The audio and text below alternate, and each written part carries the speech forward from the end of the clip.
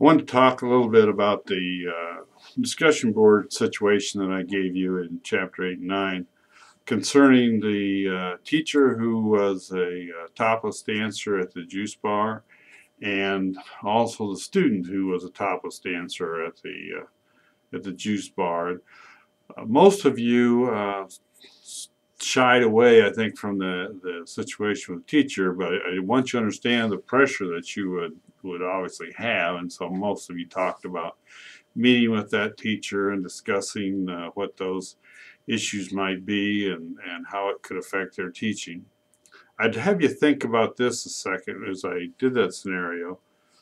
What if your senior boys had been to that juice bar, and they were 18 years, so there's a few of them, and they're in that teacher's classroom making comments about her physique or her attire, and would that change the situation? You want to think about that a little bit. Would it be have an effect on the teaching climate in that classroom, and could you justify taking action against that teacher?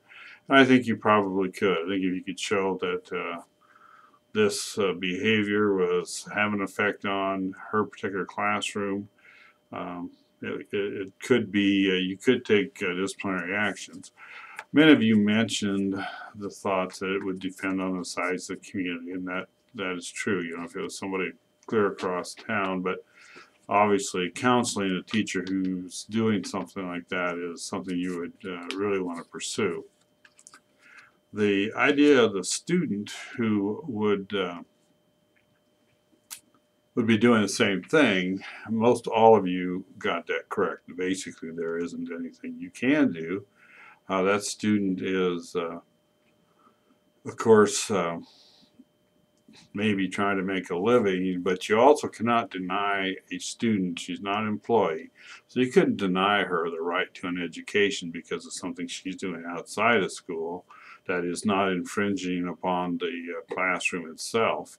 And I think really, it would be an excellent time to get involved with counseling, because I think a student at that age, you probably would really want to have your counselor yourself work with that student and help them understand that this is not a direction that you or your community would want to see her taking.